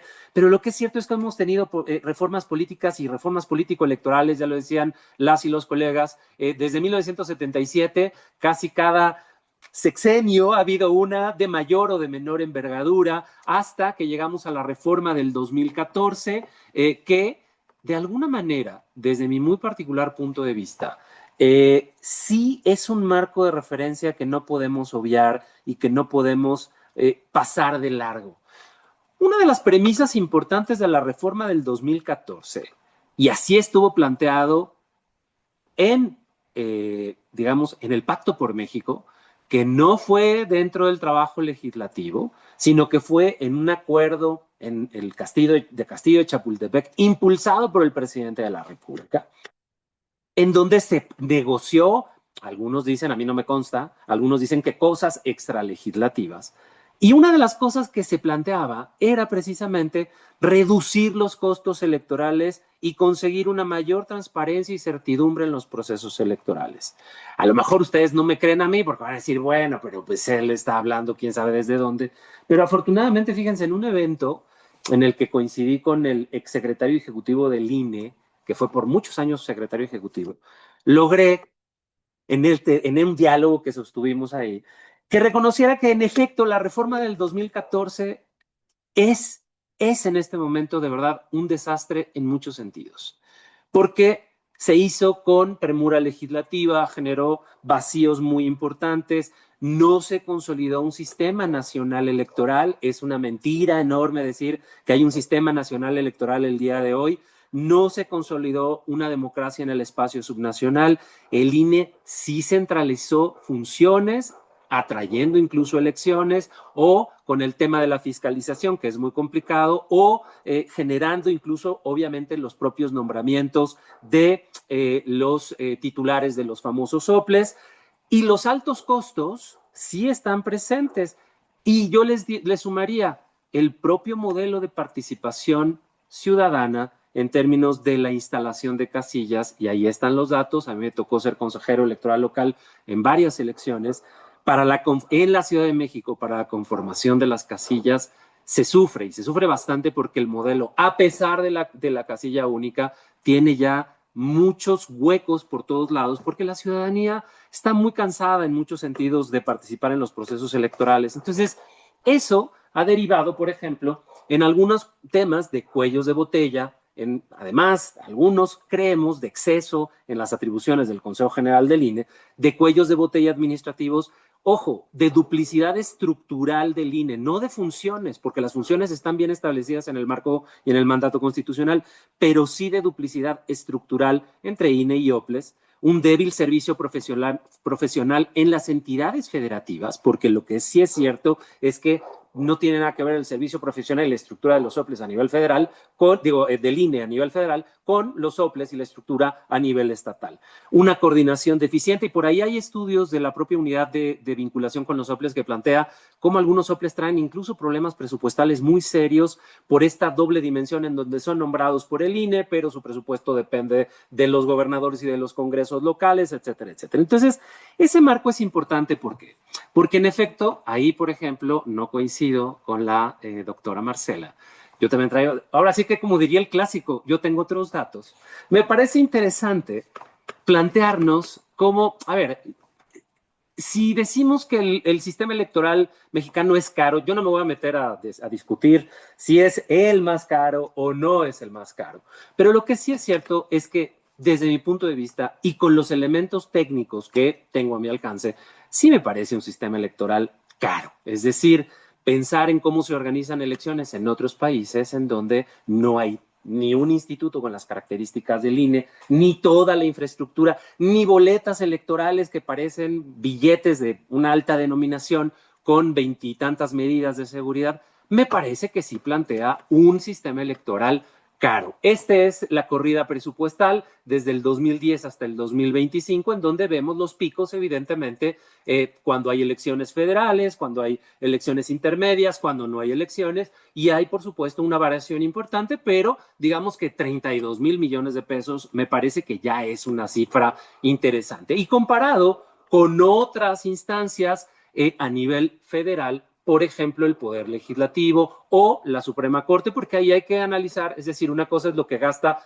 no es todo el Poder Judicial, sino es una parte que es del Poder Judicial, otra parte que es de los tribunales y otra parte que es de lo que era el Consejo de la Judicatura, y me parece que analizar esta disparidad en términos presupuestales sí nos puede plantear, no comparado a lo mejor con programas sociales que tienen una lógica distinta, nos puede plantear que, bueno, me parece que 27 mil millones de pesos ya pinta. Pero además, si lo comparamos ya a nivel mucho más amplio, en términos históricos, bueno, pues el conjunto del sistema electoral, contando OPLES, tribunales, es decir, autoridades jurisdiccionales, autoridades administrativas, llega, incluso este es un dato muy interesante que trabajaron en su momento en una empresa consultora del doctor Luis Carlos Ugalde y algunos otros colegas, plantean un gasto de 68 mil millones de pesos. Bueno, me parece que es un gasto muy, muy interesante y muy importante en términos de hacer este análisis. ¿Por qué les digo esto? Porque, en efecto, ahora sí, si entramos, ya les dijeron todo lo que está terrible de la propuesta de reforma. Bueno, que yo diría, habrá que esperar el texto constitucional y las modificaciones, pero yo diría que hay algunos elementos que sí teníamos varios de nosotros, a mí que justo me tocó participar o que decidí participar en el marco de la comisión presidencial, un poco para ver de qué se trataba, cómo era, cuál era el formato y tal. Me parece que sí hubo una amplia participación, fueron muchos funcionarios electorales del propio Instituto Nacional Electoral, muchos funcionarios de OPLES, estaba repleto de OPLES de diferentes visiones, interpretaciones y con unas propuestas muy interesantes de organizaciones sociales, organizaciones políticas, partidos medio clandestinos, fuerzas opositoras que el día de hoy ya casi tienen registro, también participaron. Y me parece que había en esas discusiones un tema que se fue matizando a lo largo de los meses, creo yo, en donde en un primer momento se decía que se eliminaría a los soples y que entonces se iría o se transitaría por una autoridad única que iba a concentrar todo el poder en términos de la organización de las elecciones. Y frente a eso, yo lo que he ido viendo es que ha habido un replanteamiento al menos de esas posiciones, algunas muy extremas, y que se han ido matizando, que se han ido moderando, y que yo diría, sí, por ejemplo, hay un planteamiento muy claro que no se atendió ni en ninguna de las reformas anteriores, y menos en la del 14, que sí tiene que ver con reducir el costo del sistema electoral. Es un análisis propio, es un análisis mío y es una convicción. A mí sí me parece que votar en billetes de 500 pesos sí me parece excedido. Es decir, me parece que una boleta electoral con veintitantas medidas de seguridad, microimpresiones, luz negra y demás, y las propias actas y toda la parafernalia electoral, bueno, habría que pensar si eso puede seguir funcionando en esos sentidos. Y creo que sí ahí hay un, no sé si diagnóstico, Javier, pero por lo menos un reclamo en términos de plantearnos si se puede hacer distinto. Del otro lado, sí me parece que es importante pensar cómo si se trata, por lo menos en parte de este planteamiento de reforma, si se trata de atender o se trata de dar cuenta a fortalecer el federalismo electoral. Es decir, creo que la no desaparición de los soples habla por lo menos de esa intención de no desaparecer. ¿Y dónde están algunos de los temas que los propios colegas ya han estado planteando y que seguramente seguirá en la arena de discusión? Y con esto voy cerrando mi intervención porque está a punto de terminárseme el tiempo, pero ¿dónde creo que sí vamos a tener que discutir? Yo, por ejemplo, no leo de la misma manera, digamos, lo de los 300 distritos me queda claro que son 300 diputados de mayoría relativa y en el caso de las 200 diputaciones, las 97, me parece que no solo son de, eso es lo que yo leo, no solo son de primera mayoría, sino al contrario, son de los mejores segundos, terceros, cuartos lugares y se habla precisamente de esa posibilidad de repartir incluso con el mecanismo que tiene que ver de cociente natural en donde se estaría abriendo la puerta no solo a los segundos lugares, sino terceros, cuartos, etcétera, etcétera, con los mejores porcentajes de votación. Y coincido con lo que decía Lorena, en el caso de las 95 diputaciones que estarían planteándose, no como necesariamente pluris, pero sí habría una votación directa, según leo y según interpreto, no por una lista nacional, sino las 5 circunscripciones que tendría que ver precisamente con las listas propuestas por, serían semicerradas o semiabiertas, depende de cómo se vea, por los partidos políticos en donde la ciudadanía podría elegir dentro de esas opciones.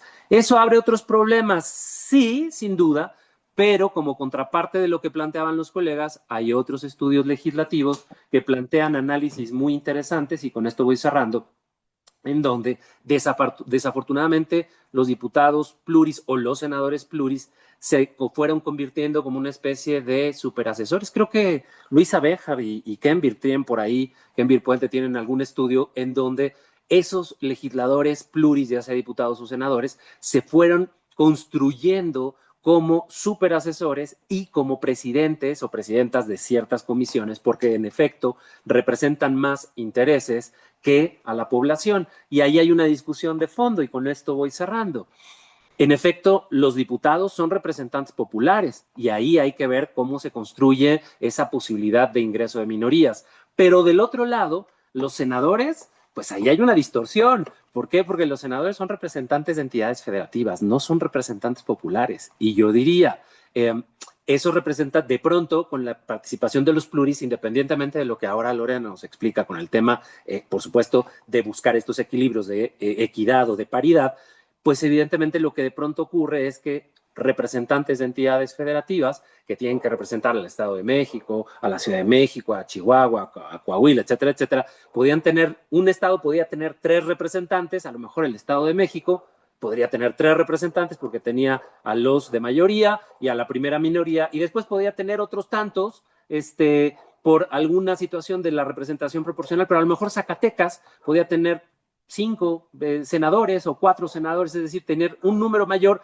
que rompe los propios equilibrios de cómo está pensada, evidentemente esto se puede discutir, pero cómo está pensada la propia estructura del Senado de la República. Coincido con el tema de las narrativas en disputa, estimado Javier, es uno de los temas que ya no voy a plantear ahora, pero me parece que es algo que va a estar presente en los siguientes días y sobre todo cuando llegue la reforma, se presente la reforma, si es que llega a buen puerto. Y en términos generales, y con esto cierro, me parece que sí es importante pensar en que la reforma, a mí no me parece que es importante, Mónica, salirnos de esta dualidad de si es avance o un retroceso. Me parece que sí, esta reforma puede generar algunos elementos importantes, yo diría incluso positivos, en términos de consolidación de cosas que no se han consolidado a lo largo del tiempo y de vacíos que sí están presentes en el sistema político y el sistema electoral, porque yo les diría, el problema es que los partidos políticos, ¿sí se acuerdan de la ley de hierro de la oligarquía de Michels?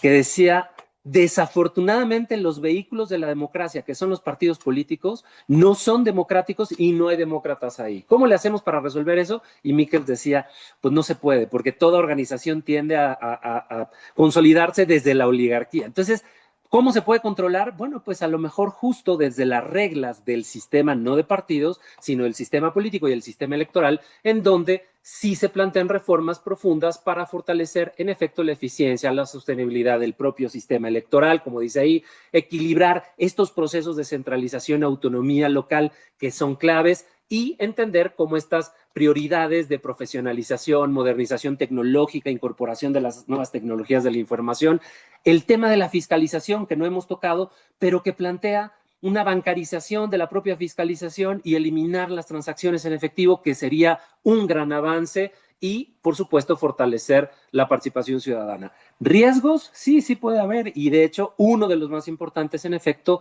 es que nos diga la propia reforma cómo piensa reducir en 25% el presupuesto de INE, OPLES y tribunales sin afectar la tarea sustantiva que es la organización de las elecciones. Con esto cierro, colegas. Muchísimas gracias. Muchas gracias, doctor Enrique Gutiérrez Márquez, siempre dando un punto controversial para poder detonar más Pues es que el estaba muy diálogo. aburrido, todos igual, todos. No, hay que ponerle. Pero justo, se vale disentir, se vale tener diferentes opiniones, siempre expresándolas con respeto, porque pues somos analistas, somos cientistas sociales y pues también la audiencia es lo que merece. Y también justo de esta manera abro esta siguiente etapa de este conversatorio, que viene siendo el diálogo con las personas que están en la audiencia, si tienen también algunos de ustedes reacciones a las opiniones entre ustedes. Y también, para empezar, quiero comentar algo que nos están aquí escribiendo en el chat, que bueno, David Delgado nos comenta que justo una de las características de la documentación electoral tiene sentido por la historia de desconfianza que habría que ver qué sucedería si se desmonta. También que el análisis del presupuesto tiene fallas porque no está indexado y no se hace cargo del efecto logístico que representa el incremento de la población, además del incremento de atribuciones. Y que bueno, el comentario sobre las casillas sería peor si cada instituto federal y local instalaran su casilla como antes del 2014 sucedía. No sé quién quiera hacer algún comentario de esta pregunta y si hay más participantes que quieran exponer preguntas para los ponentes de esta misma forma respetuosa, pues pueden levantar la mano para poder hacerlo o escribirlo en el chat. Y pues la doctora Lorena Vázquez está levantando la mano, entonces pues le damos el uso de la voz a la doctora Lorena para que haga comentario o reacción.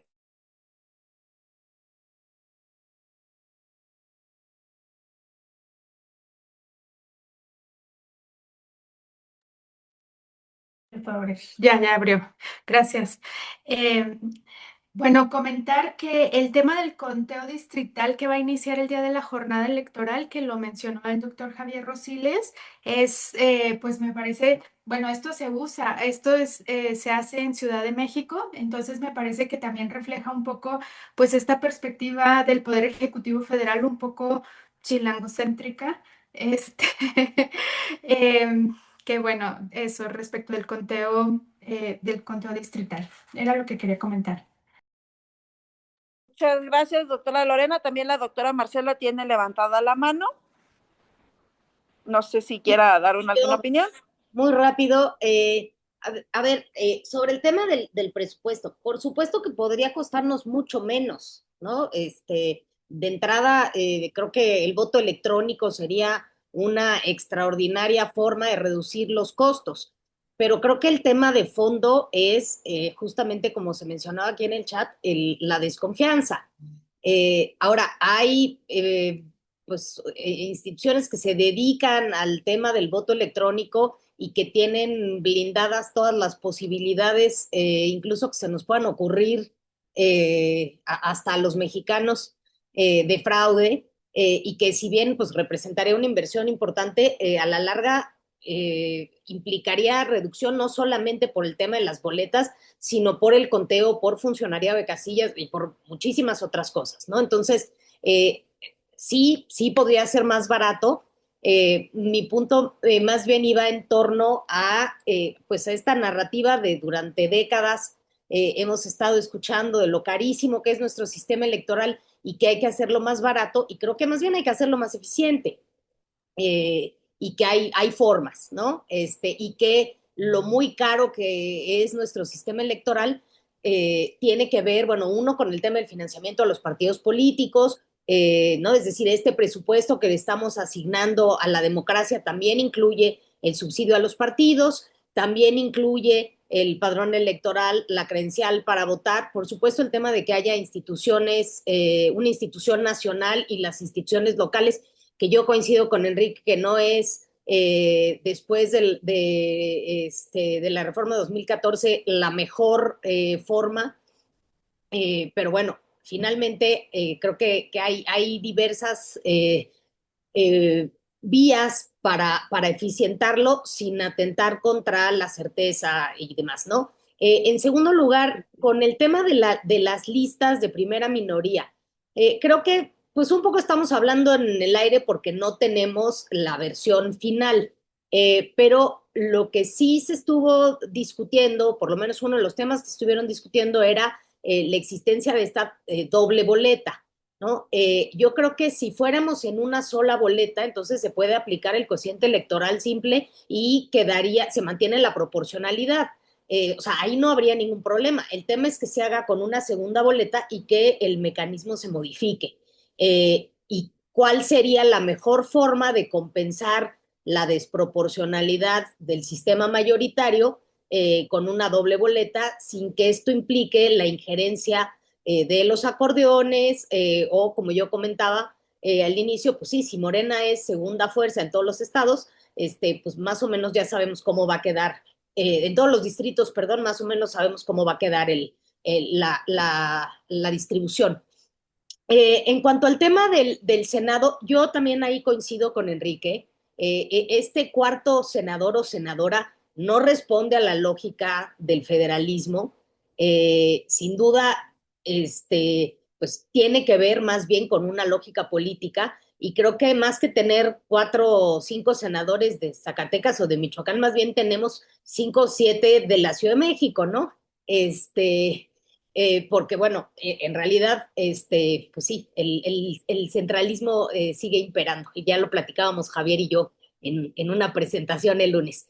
Pero coincido también con Javier en términos de que ese cuarto senador o senadora, o el segundo o el primero, ¿no? O alguno de los 4, pero digamos, el hecho de que hubiera una representación proporcional en el Senado estableció un cierto contrapeso a la planadora de Morena. Y entonces que quizás habría que definir más bien no tener ese cuarto en la misma forma en la que se está eligiendo, sino modificar la forma de otro, ¿no? De otra manera. Pero bueno, y esto también creo que hay que partir de que los sistemas electorales y las reformas electorales obedecen a su tiempo, y bueno, este cuarto senador o senadora pues tuvo una lógica en el momento en el que se aprobó el sistema electoral como tal.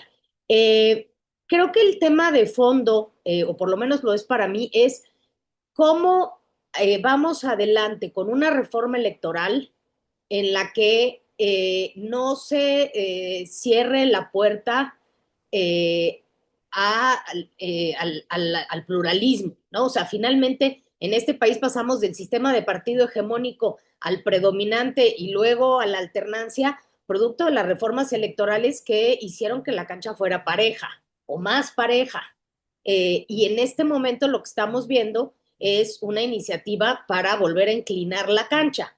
Entonces, creo que ahí el tema de fondo es, a mí me parece que una iniciativa de reforma electoral que desbalancee las condiciones y que no mantenga o no busque la equidad en la competencia es inaceptable bajo cualquier circunstancia.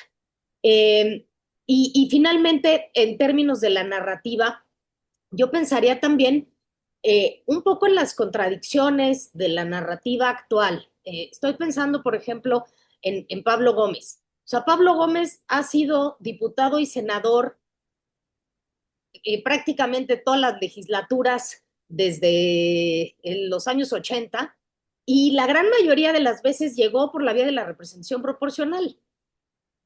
Ahora sí ya hay que cerrar la representación proporcional porque se nos están colando cada cosa por ahí.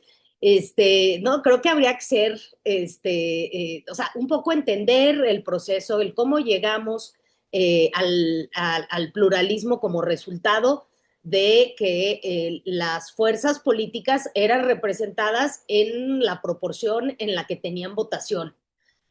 No de manera exacta, porque ninguna proporcionalidad es perfecta. Sabemos que no podemos tener 1.8 diputados, aunque a veces parezca que algunos diputados o diputadas no alcanzan el número completo. Pero bueno, matemáticamente es imposible tener diputado y medio.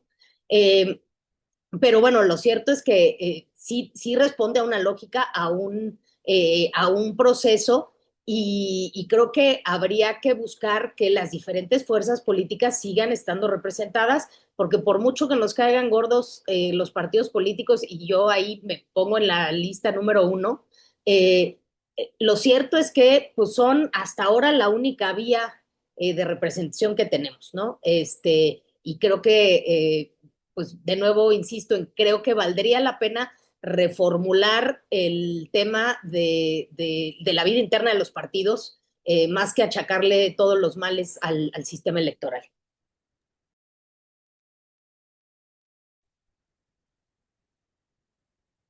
Ay, creo que ya se nos fue Mónica. Se ve, ¿verdad? Pero creo que hace rato Enrique Montaltón Sí. había levantado la mano. No sé, Enrique, si todavía tienes alguna duda o algo que aportar y después pasaríamos con el doctor Enrique Gutiérrez. ¿Enrique? Bueno, es que también es cierto. Pero yo creo que ya bajó la mano, ¿verdad? Ok, doctor Enrique, pues Gracias, Mónica. A ver, completamente de acuerdo. Yo ahí, por ejemplo, discrepo con esta posición de Marcela en el sentido de pensar que la reforma, como está planteada, bueno, habrá que conocer el texto, la reforma por sí misma sugiere o supone una construcción menos plural. Por ejemplo, ahí técnicamente a mí me gustaría saber qué va a decir la reforma en términos del umbral para que los partidos políticos mantengan o no el registro, ¿no? Que es un tema muy árido, muy técnico, que nosotros los expertos nos vamos a pelear y vamos a decir que es el 3, el 4, el 5, pero ahí va a ser un indicador bien interesante para saber si van a abrir la llave en términos de la posibilidad de que se estén incorporando nuevas fuerzas políticas o si la idea es, en efecto, consolidar a lo mejor un sistema mucho menos multipartidista, por llamarlo de alguna manera, y tratar de ir generando, ahí sí, con las reglas electorales, un sistema, digamos, menos plural. Pero de entrada, yo te diría, no me alcanza, digamos, la información que tengo como para saber si la propuesta de reforma realmente está planteando cerrar los espacios de pluralidad. Y yo coincido con ustedes. A ver, a mí me parece que uno de los grandes, a ver, el sistema electoral mexicano, insisto, yo creo que sí es un poco, voy a matizar, un poco caro, porque no hay otros sistemas electorales que tengan credencial para votar con fotografía, boletas, insisto, con veintitantas medidas de seguridad. material electoral que sea solamente pueda ser, acuérdense que el papel no puede ser cualquier papel bond, es un papel con un gramaje especial que se manda a hacer a talleres gráficos, que evidentemente sí es caro. Se instalan 300 consejos distritales con 6 consejeras y consejeros ciudadanos y un consejero presidente que es parte de la estructura del INE. 32 consejos locales que están sesionando permanentemente desde septiembre antes de la elección. Se contrata una cantidad brutal de capacitadores y supervisores electorales. Se paga comida, es decir, a ver, eso no se hace en otros sistemas electorales. Yo no sé si sea el más caro, insisto, no me voy a meter a discutir ahí, pero si es un modelo caro, tendríamos que pensar, en efecto, ni abaratar las elecciones por abaratarlas, sino buscar en términos, porque a ver, no se ha transitado al voto electrónico. En algunos lugares ya existe, en Ciudad de México ya se ha votado, en Durango ya se ha votado electrónicamente, fundamentalmente porque los partidos políticos no quieren, porque no han querido transitar a eso, porque ellos todavía quieren ver el voto y pelear el voto dentro de la casilla y tener a sus representantes. Y, es decir, creo que ahí hay un tema, en efecto, en donde el asunto de la desconfianza vamos a tener que trabajar como sociedad y los propios partidos políticos van a tener que hacerlo. Y me lleva al tema que platicaba Javier, que es bien interesante. Si no fuéramos tan sospechosistas, posiblemente el PREP no tendría ninguna razón de ser. Tenemos el PREP que es directo con actas, pero también tenemos el conteo rápido, que es un sondeo, que es un ejercicio estadístico, y luego tenemos los ejércitos de personas, coincido contigo, Lorena, que ahora, en el caso a nivel federal, se va a hacer igual que en la Ciudad de México, terminando la elección, se van a instalar los consejos distritales y van a empezar el cómputo distrital que plantea problemas logísticos bien complejos, con gente cansada, que no ha comido, con gente furiosa por estar contando y recontando, etcétera, etcétera. Pero el tema es que si no tuviéramos este asunto de la desconfianza, pues el PREP tampoco sería necesario. ¿Por qué? Porque vamos a tener seguramente, si se elimina el PREP, vamos a tener los sondeos de las casas encuestadoras y vamos a tener, no sé, si son 300 diputaciones, vamos a tener a 800 ganadores, porque todo el mundo se va a proclamar ganador y hasta que no se tenga el resultado electoral, pues vamos a tener realmente la certeza de qué es lo que pasó en esas elecciones. Y el PREP finalmente es un instrumento técnico que se ha utilizado políticamente para darle un poco de estabilidad a la transición política en México. Eso es real, pero el PREP no son los resultados oficiales. Y un poco la narrativa que se crea alrededor de van a eliminar el PREP, ahí va a estar, ahí es donde va a estar el fraude electoral. No, es decir, sí es un elemento que se vincula a los muchos otros que han hecho carísima esta democracia, porque el PREP se vincula a la desconfianza, la credencial para votar con fotografía se vincula a la desconfianza, en los materiales electorales, la sobreregulación. Bueno, ya no sé con esta reforma cuántos artículos va a tener la LEGIPE, pero ya íbamos en 500. Muy posiblemente ahora lleguemos a los 600 artículos y va a ser una LEGIPE, pues yo creo que bastante gruesa. Entonces, creo que ese es uno de los temas y creo que esperemos que esta reforma, que yo así, vista así, no la veo ni regresiva, ni se me asemeja a una suerte de ley Maduro y de transición autoritaria y autocrática. Esperemos a ver cómo viene. Y me parece que tendríamos que pensar que si hay un debilitamiento de la organización electoral y de las instancias electorales, eso hay que decirlo. Y hay que pensar en que las elecciones se sigan realizando con el mismo profesionalismo y con la misma calidad que se ha hecho hasta el día de hoy, porque abaratar o quitarle recursos a las instancias electorales no es hacer un proceso electoral más barato, ¿no? Muchas gracias, doctor. Eh, Javier Rosiles tiene una pregunta. ¿Levantó la mano? No, quiero, por alusiones. Bueno, Oye, yo no me voy a meter al tema de si la democracia es cara o no, porque creo que ya, este, mi estimada Marcela y mi estimado Enrique, pues ya tienen ahí, nos han brindado un panorama y creo que ya dependerá de cada quien, digamos, pues cómo lo revisa, ¿no? Yo en donde sí quisiera comentar un poco, Enrique, yo sí veo que esta reforma no fomenta la parte plural. A mí sí me queda muy claro y voy a tratar de decir por qué. Primero, si tú quitas 32 RPs del Senado, pues claramente eso va en contra de la pluralidad, ¿no? Y a mí me cuesta mucho pensar en el Senado como realmente estos representantes de los estados. Es decir, yo honestamente he estudiado el legislativo y yo no veo de qué manera los senadores representan a sus estados, digamos, ¿no?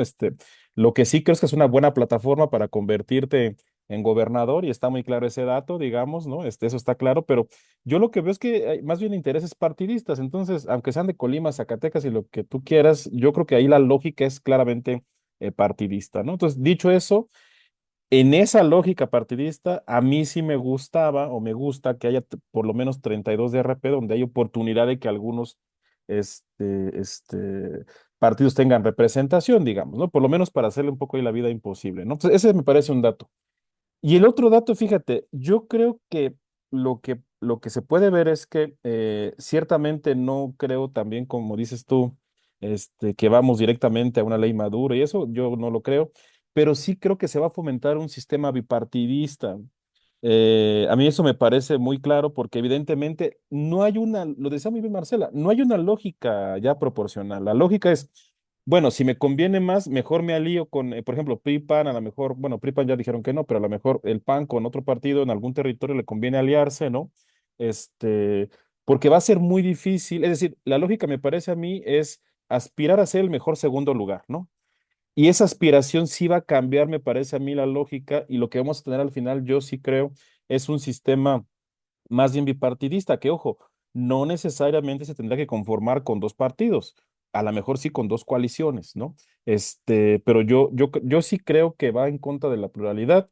A mí me gusta más la pluralidad que un sistema bipartidista, eso ya es de gustos, pero sí creo que hay elementos, digamos, que viran hacia allá, ¿no? Entonces, bueno, yo lo dejaré ahí para que a ver si el público nos pregunta algo, pero bueno, pues muy interesante el debate, gracias. Sí, excelente aportación y participación de todos y cada uno, ¿eh? Pues creo que Mónica sí no la veo, ¿verdad? Francisco No. Quevedo, que también fue maestro académico ahí de la Ibero, acaba de levantar la mano.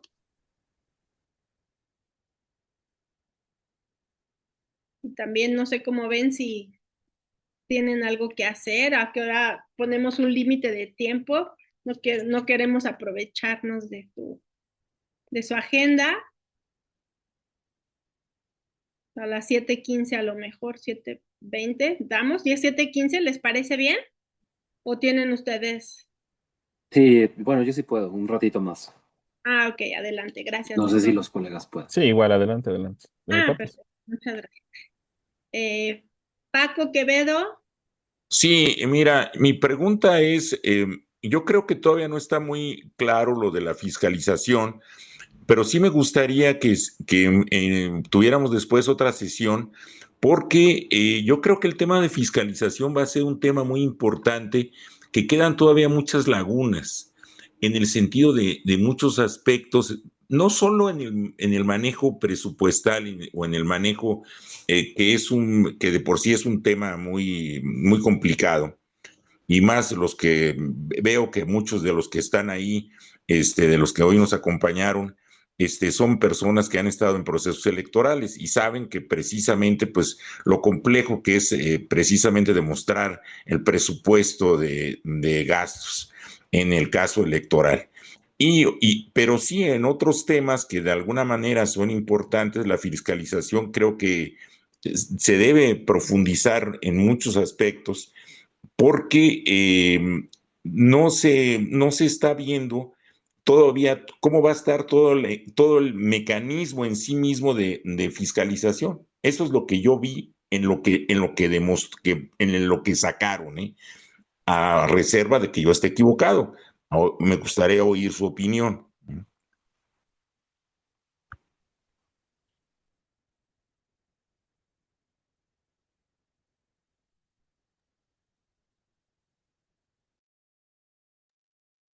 ¿será que yo moví algo? No, no creo. No, que no se escucha.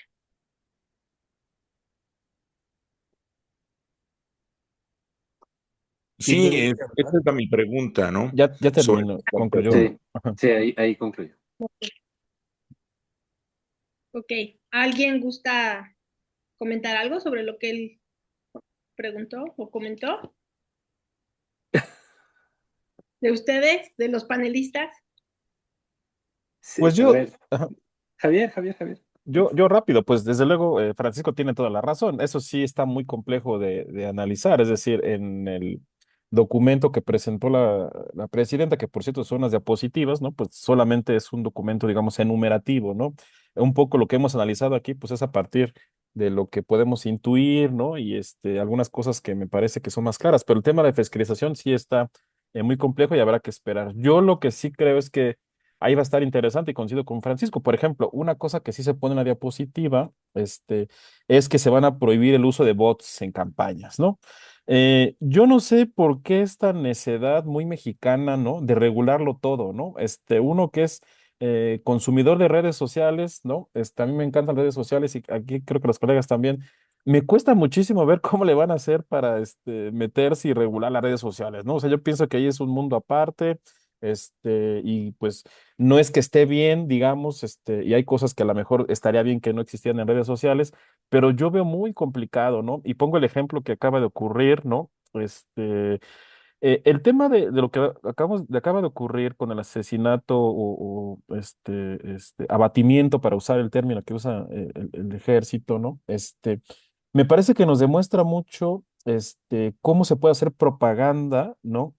Cómo se puede fomentar el miedo, cómo se puede inclinar la manera en que uno piensa, ¿no? De manera muy clara. Es un ejemplo claro. Obviamente no tiene que ver con términos electorales, pero me parece que esto mismo que estamos viendo se puede replicar en cuestiones electorales, de cómo tú movilizas el voto, cómo colocas fake news, colocas que la gente cambie de parecer, etcétera. Y en fin, me parece muy complicado ese tema en particular. O sea, yo quisiera ver realmente el lunes, yo creo que no lo voy a alcanzar a ver porque no creo que lo pongan tan así, la dificultad que tiene hacer este seguimiento. Ya no digo la fiscalización, tan solo el seguimiento, ¿no? Entonces, ese tema me parece que es mucho más complejo y pues será interesante ver cómo lo operan, ¿no? Gracias. Sí, Muchas gracias, doctor. El doctor Enrique Gutiérrez levantó la mano otra vez. sí, a ver, nada más para también apuntar un poco de esto que decía Francisco. A ver, pues es uno de los elefantes en la sala, ¿no? Está Monex, amigos de Fox, Pemex Gate, todos los financiamientos que corren paralelos.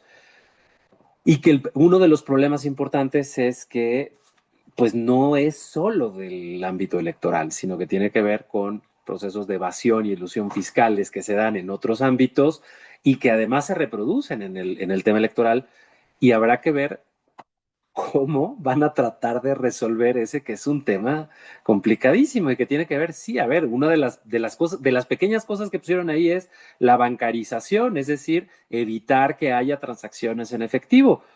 Habrá que ver. Y luego se empieza a complicar, como le decía Javier, ya con el tema de la propaganda, por ejemplo, ¿no? ¿Cómo va el tema de la fiscalización con la propaganda genérica, con la propaganda específica, si es inserción, si va a redes, si va a periódicos? Y ahí se empieza a complicar muchísimo el asunto de la fiscalización. Yo creo que es uno de los temas más importantes y más complejos que yo adelanto, si es que llega a pasar la reforma, que yo ya tengo mis dudas en este momento. ¿Cómo lo van a resolver? Y es más, si van a poder resolver ese tema en particular, porque es muy, muy, muy complejo, yo creo. Sí es. Sigo viendo si no está Mónica, pero no. Yo creo que se... A ver, me está mandando un mensaje.